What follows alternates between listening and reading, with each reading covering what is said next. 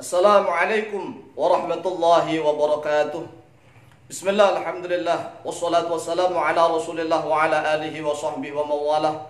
Wala hawla wala quwata illa billah, amma ba'd. Saudaraku kaum muslimin wal muslimat rahimakumullah, saudaraku sebangsa dan setanah air, negara kesatuan Republik Indonesia yang dimuliakan oleh Allah SWT. Menanggapi tentang dua propaganda yang sudah lama selalu dihembuskan di tengah-tengah kancah perpolitikan nasional Indonesia. Dua propaganda yang menyesatkan. Yang pertama adalah propaganda yang seolah-olah benar tetapi salah, yaitu yang mengatakan bahwa seorang ulama, seorang kiai, seorang santri itu tidak layak berpolitik. Karena apa? Kalau dia berpolitik maka dia adalah orang-orang yang hubbud dunia, orang-orang yang cinta duniawi. Ini propaganda yang salah.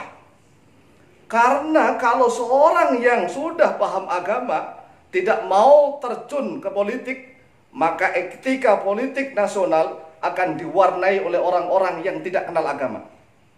Jika orang-orang yang sudah tidak kenal agama menguasai dan mengatur negara, membuat undang-undang, maka para ulama, para kiai, para santri akan menjadi korban politik. Maka para kiai, para ulama, para santri harus berpolitik. Minimal dia adalah orang-orang yang takut kepada Allah SWT.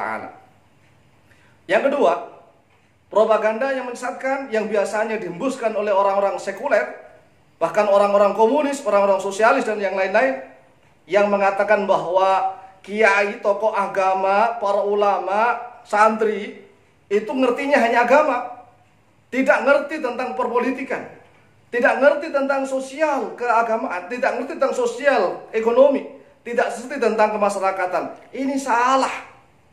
Salah. Mengapa? Karena Al-Quran sudah lengkap, sunnah-sunnah Rasulullah sudah lengkap.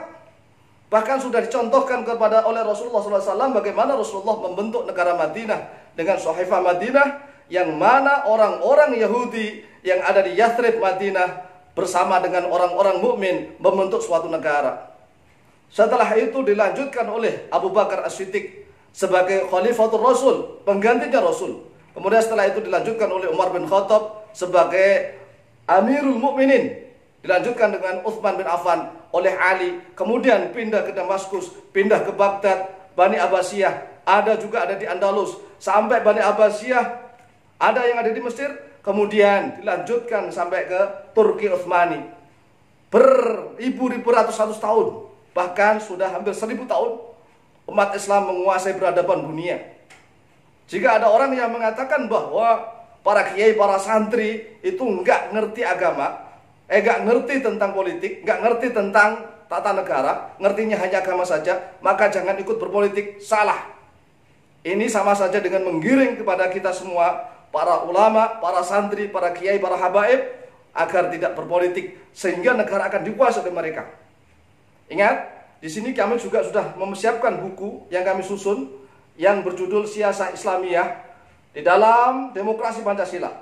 Dalam menyongsong NKRI maju dan religius, kami susun kurang lebih 200 halaman. Ini sejenis lengkap bagaimana para nabi, yang mulai dari Nabi Dawud alaihissalam yang mengatur suatu negara, bahkan Balqis pun tunduk, kemudian dilanjutkan oleh Nabi Sulaiman sampai kepada Rasulullah, kemudian Khulafaur Rasyidin, kemudian para sultan-sultan sampai kepada NKRI.